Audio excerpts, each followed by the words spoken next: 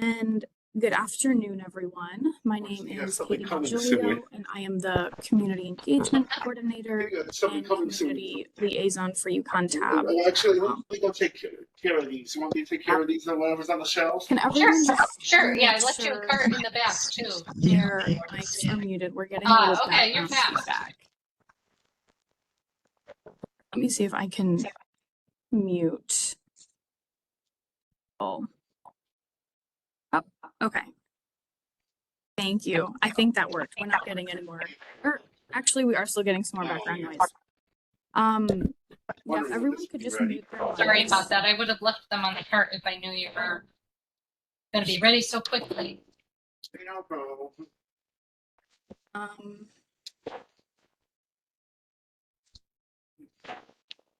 Okay. What's been going on with those sets? Pardon? What's going on with those sets? Does anybody These are think going to be going up. Her mic, Kathy? Okay. Yep, I think I muted her, so we're good. Sorry about that, guys. So as I was saying, my name is Katie Malgilio, Community Engagement Coordinator and Community Liaison for UConn Tab. Today, we're going to be talking about just the connection between brownfields and disproportionate environmental impacts that are experienced by disadvantaged communities. So today's agenda and what we can expect from our brief presentation.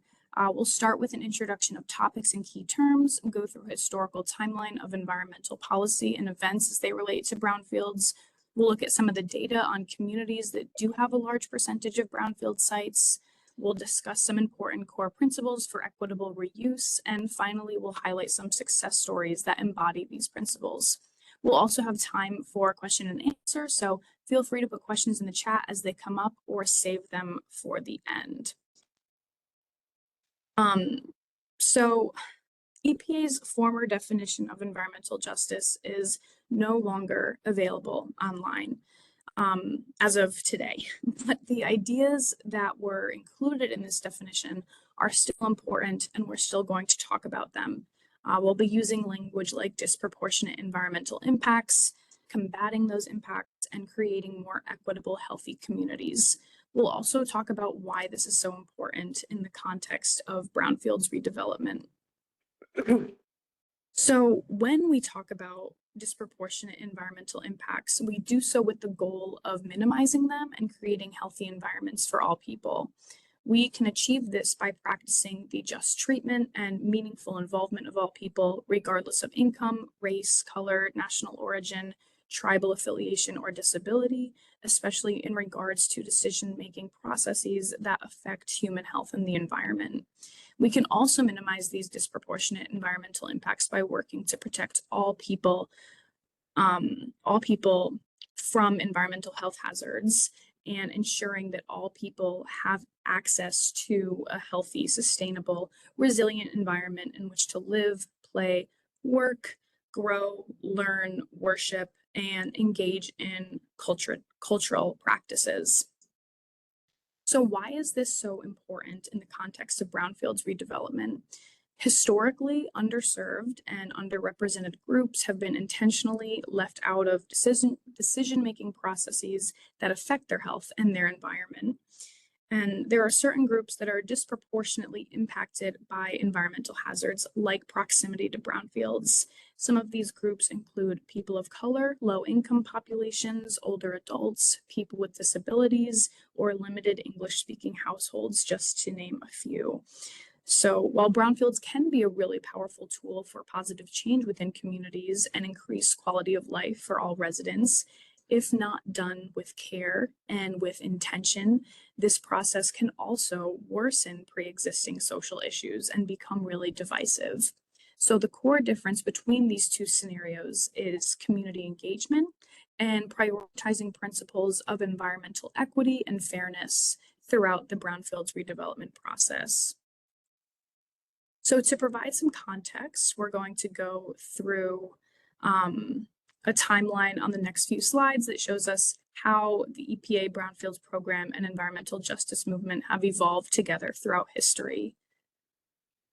Starting off in 1982, some of you may be familiar with these events. a very famous protest in Warren County, North Carolina, against a hazardous landfill in a predominantly Black community. This was one of the first well-known examples of people bringing attention to race and vulnerable populations in the context of a healthy and safe environment. And the momentum continued in 1987 with a report published by the United Church of Christ Commission for Racial Justice called Toxic Waste and Race, which revealed that race was the most significant factor in the location of hazardous waste sites. So in 1991, the first National People of Color Environmental Leadership Summit was held in Washington, D.C., and this was a huge step towards spreading awareness on environmental justice issues. But shifting gears a bit, in 1993, we have a first record of a regional planning commission in Ohio receiving funding specifically for brownfields. Moving to 1994, we have the signing of Executive Order 12898 by President Bill Clinton, which directed federal agencies to address environmental justice in vulnerable populations. A year later, EPA expands its brownfields program with 22 new grants, a great example of how brownfields redevelopment is a crucial part of the environmental justice movement. So between 1995 and 1997, there were some important EJ events, namely the first EJ Caucus and first National Environmental Justice Advisory Council. And again, just a year later, more brownfields funding becomes available. In 1998, EPA awards the first Brownfields Job Training Grant. This grant is really focused on building capacity in underserved communities and promoting sustainability. In 2002, the Comprehensive Environmental Response, Compensation, and Liability Act, or CERCLA, is amended to include the Brownfields Law. And this basically required more attention and action towards environmental justice, and also stated that nonprofit organizations are now eligible to receive brownfields cleanup and job training grants. So moving on to 2007, this is when EPA awarded the first round of brownfields training, research, and technical assistance grants, encouraging support for communities with the greatest need, including those with environmental justice challenges. And then in 2015, EPA awarded a training, research, and technical assistance grant to Groundwork USA to focus specifically on helping communities practice this equitable development we're talking about and implement EJ approaches in brownfields work. So these milestones reflect the ongoing efforts to achieve environmental justice or to combat these disproportionate environmental impacts that we see on communities. And they also highlight the important role that brownfields redevelopment plays within this. But where are we now? And how can we advocate for environmental health and public health for all people amidst all of the funding and political changes we're experiencing? Firstly, we can have conversations around the importance of affordable housing for everyone and push for projects and push for projects like this to happen on redeveloped brownfield sites. We can implement anti-displacement strategies within our work as brownfields practitioners. We can make sure that communities are meaningfully engaged throughout the entire brownfields remediation process. And we can intentionally build capacity and share resources with communities that are underserved. We're living in a very uncertain time. There is a lot of fear and anxiety around that. So these are just some ways that we can stay grounded in our work and remember why the work that we do is so important, especially right now. So now we'll take a look at some data, some of the common trends and patterns within the communities most impacted by brownfields. This visual is showing us some connections between brownfield sites on acres and population data from the American Community Survey. It's a tad dated, but these trends have certainly not gone anywhere. So today, numbers more than likely look very similar or possibly even more severe in terms of disparity. What was found here is that people living within a close proximity to brownfields are disproportionately people of color, low income, linguistically isolated, and less likely to have a high school degree than the US population as a whole. Next, here's a little demographic analysis of communities with EPA-funded brownfields properties. This not only shows the disparities that exist within towns and cities. Yes, absolutely, we can define linguistically isolated. So these are people that only speak one language, and it's usually not the predominant language of the community. So if somebody only speaks Spanish or Portuguese, another language, and they're not able to access a lot of the resources or services that are only available in English. Yes, of course. And if anyone else has any questions, please let me know. I can see them come through the chat, so I'll try to keep an eye on that. But getting back to this visual, just a little demographic analysis of communities, like I said, with those EPA funded brownfields properties. So what you'll see here not only shows the disparities that exist within towns and cities that have brownfields properties, but it also shows that what EPA has been doing for the past few years in terms of grant requirements and showcasing need and prioritizing underserved communities. These strategies were working. They were getting the funding and the resources to the places and the people that needed it the most.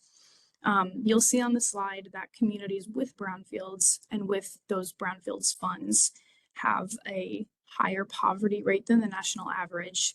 They have more people of color than the national average. They have a higher percentage of vacant residential units, and they have less income per capita as compared to the United States. So what can we take away from this data? To put it simply, brownfields are disproportionately impacting and harming underserved communities and vulnerable populations. Within this data, there's also geographic patterns that we can pay attention to. We see that brownfields are concentrating in certain towns and cities, often ones that are, again, underserved and disadvantaged. We're looking at urban areas with high population density, regions that are more likely to be marginalized and struggling economically. And finally, this data can serve as a reminder that we need to prioritize public health and a safe environment for all people within brownfields work. So how do we do that? We're going to quickly go over some guiding principles for equitable brownfields redevelopment and success stories that embody and represent those ideas. So just some principles that we can lead with, that we can keep in mind as we pursue different brownfields projects, a lot of which we've discussed already, but just to kind of emphasize and bring these points home. We want to ensure access to affordable housing whenever possible. We want to promote community resilience against all environmental threats and hazards. We want to prioritize amenities that increase quality of life for all residents. So we're thinking about grocery stores, health clinics, affordable housing, green space. We want to work with local small businesses, especially those owned by vulnerable populations. And in the same vein, we want to make sure that we're creating first source hiring ordinances, that we're hiring people that live in these communities, and that we're ensuring jobs with living wages when applicable. And then partnering with community-based organizations is always a really great and important way to go, an important way to get in touch with the community. And then finally, just reusing brownfield sites for green space and other walkable areas. Implementing these practices and principles into brownfields redevelopment work just ensures that all projects are promoting healthy, strong, and safe communities, as well as improved quality of life for all residents, as this is always our goal and our top priority. So to conclude, we're just going to highlight a few different success stories that embody these principles from different states across Region 1. So starting with Howard Street Apartments in New London, Connecticut, This 5-acre site was once an industrial area with contaminated soil and groundwater, but has since been remediated into an affordable housing complex with 197 units. Affordable housing is essential in this context as it offers a stable, healthy living environment for families who have historically been exposed to environmental hazards. And by converting a polluted site into accessible housing, into safe housing, the project not only addressed environmental concerns, but it also just provided residents with long-term stability and opportunities for economic growth. So this kind of transformation is a really powerful example of how environmental justice or combating these disproportionate environmental impacts and affordable housing go hand in hand in improving the lives of improving the quality of life of people in neighborhoods that are underserved or disadvantaged. So next, the Thornton Heights Common project in South Portland, Maine is a really notable example of everything that we've been talking about throughout this webinar. This site was actually previously a church, but eventually became very underutilized, home to several different contaminants. And eventually the property was transformed into a mixed-use development, providing affordable housing and community space for another underserved neighborhood. And what I want to emphasize here is the community engagement aspect. Community engagement, environmental justice, and brownfields redevelopment are extremely interconnected and work together in a lot of ways. In this particular case, several public meetings were held to gain community feedback. Residents expressed a strong need for affordable housing rather than saving the church. So that's the direction that this project went in. And this is how the process should go. Community members need to be key players, need to have a say in different reuse options. And it's very possible that the community engagement process was so successful here because of the role of a community partner, a nonprofit organization called South Portland Housing and Development Corporation.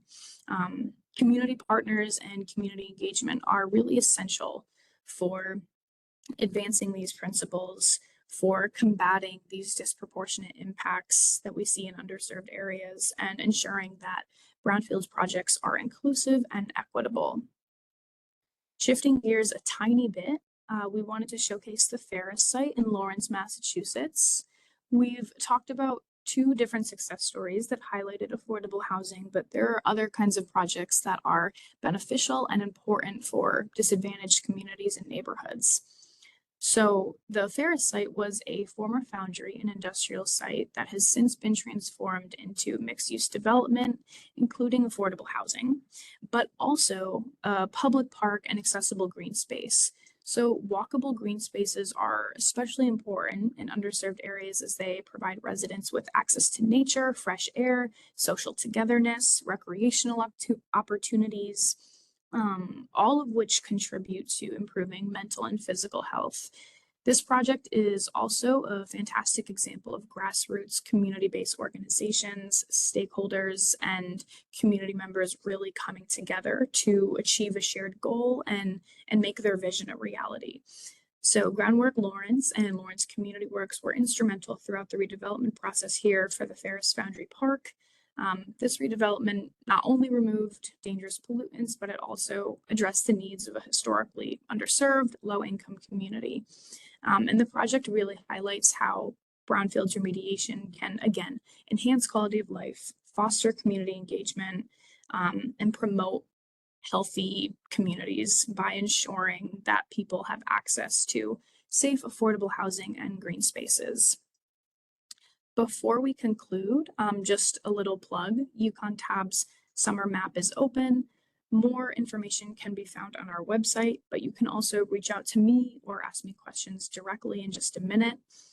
We have a lot of different projects we can support you with. Our services are free and the application should take less than 5 minutes. So with that, thank you so much for joining today. Here's some of our contact information for myself and those on my team. I'm going to stop recording and open it up for questions. Again, I'm so sorry my camera is not working today, everybody. I appreciate you joining and everyone participating. If anyone has any questions on environmental justice or, want to have a more candid conversation, we're happy to do that.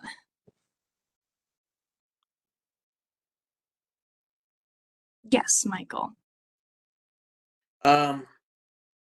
I have reached out and I've worked with a lot of these brownfields before when I used to service them, move machinery.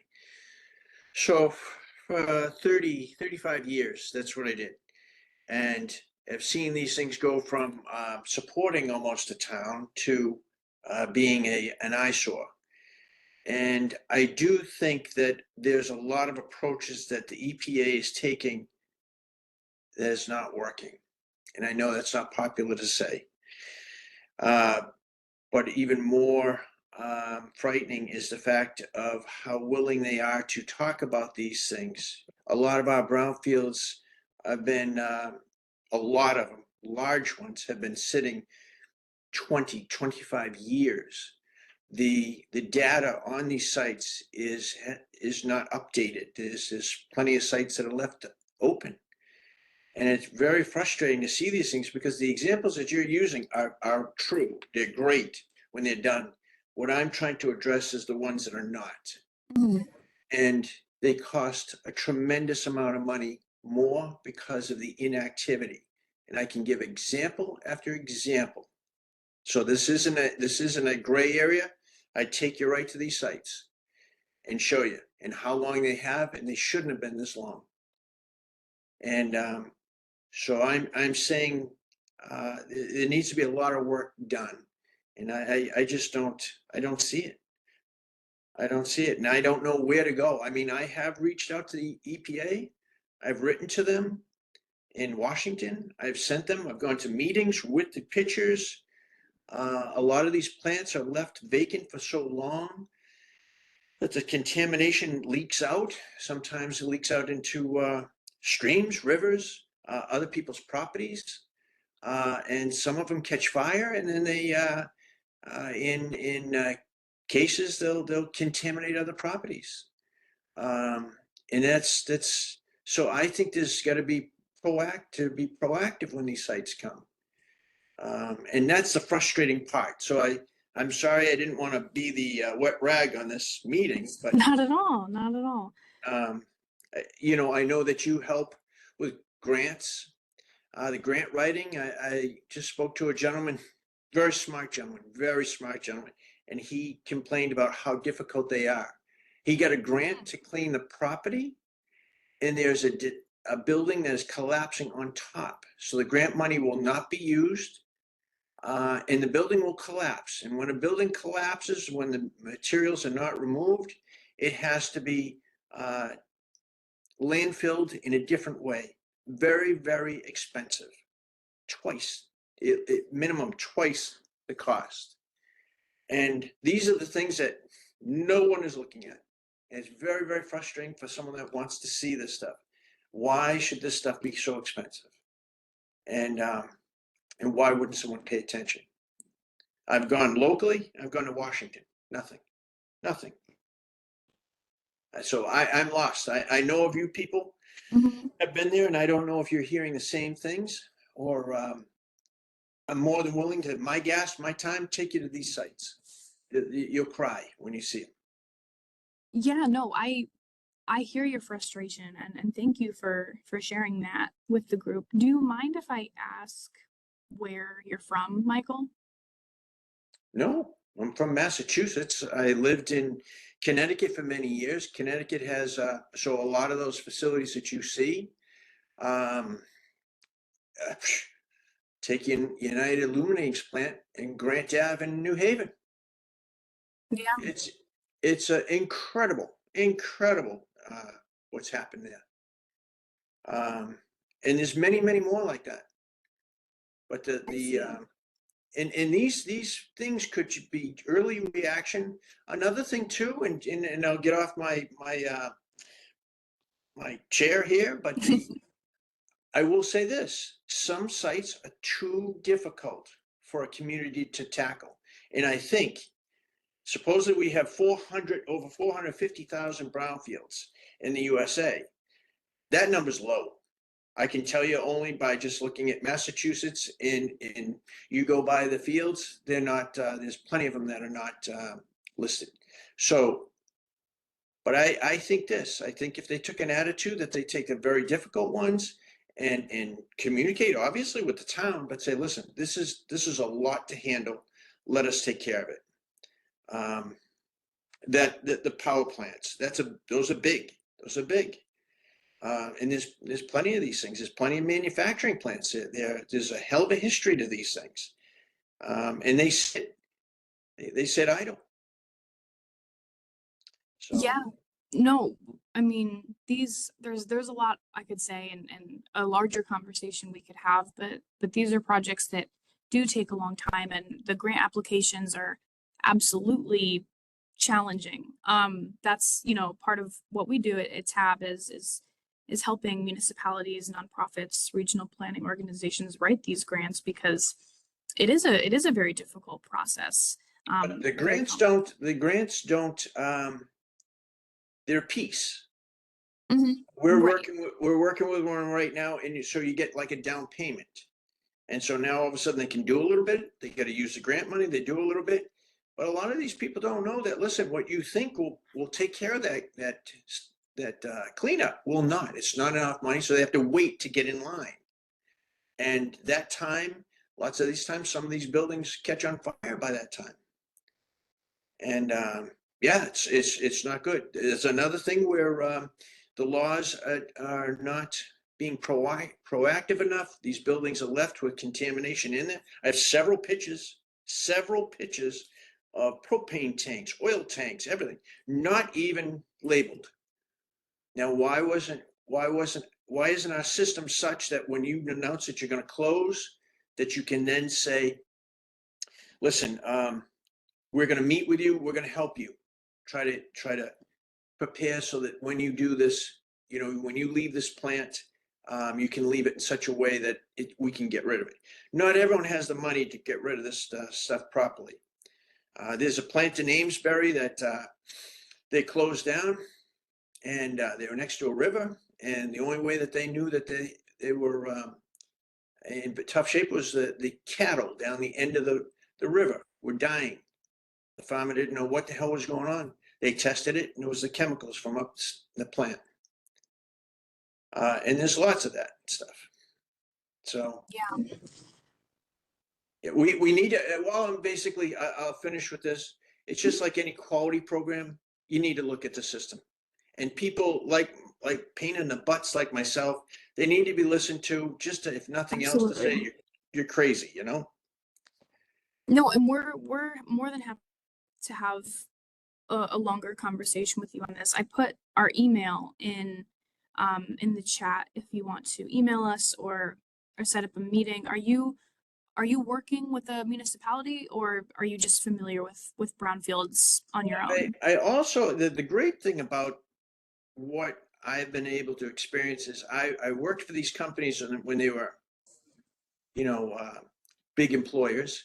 And then I moved them out lots of times when they moved to other countries or closed or whatever reason. And then because of my dealings with these people, I also worked with brownfield redevelopers. And the lack of the information on some of these sites, they don't know it. They hire someone like me to find them their sites, where realistically, they're all gassed up to take care of some of these sites that, you know, that fit their criteria. And they'll do a good job because they do know a little bit about contamination. Lots of things. One other problem that we're having is companies try to get these properties off their books because of something called the Sarbanes-Oxley Act. And when that happened, these companies said, get rid of these properties, sell them. And sometimes, I don't want to say names, but they'd sell them to unsophisticated buyers. The unsophisticated buyers would develop an LLC to strip out whatever they can, copper, steel, whatever, and run from the site. And the cities would then say, listen, we'll take your property and everything like that. And the attorneys would, no, stop them. So these places are sitting and they're sending letters, they're sending demand letters and everything to, I pointed out to one, I said, you're sending it to a trailer park in the middle of Ohio. That's what you're doing. This gentleman bought, I can prove it, 3 properties and no one picked up on it. Mhm.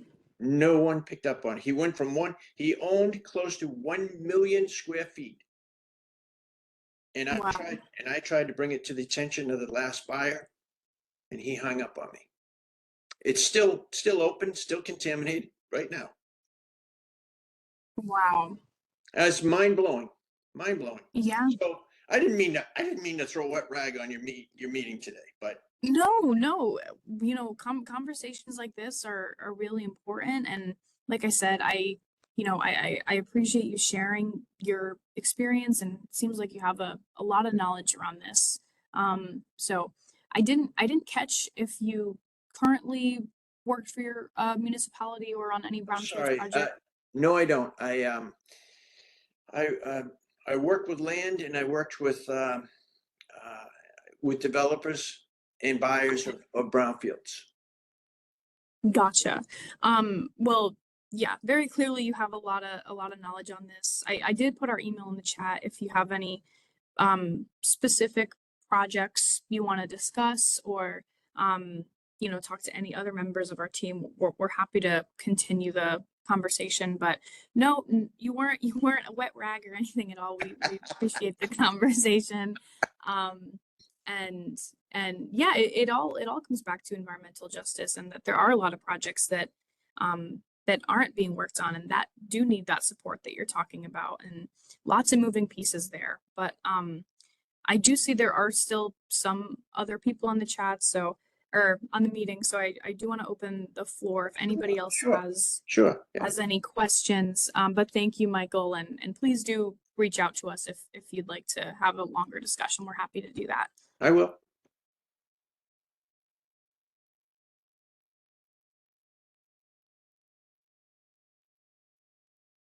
And everyone else, I put in the chat, thank you for joining us.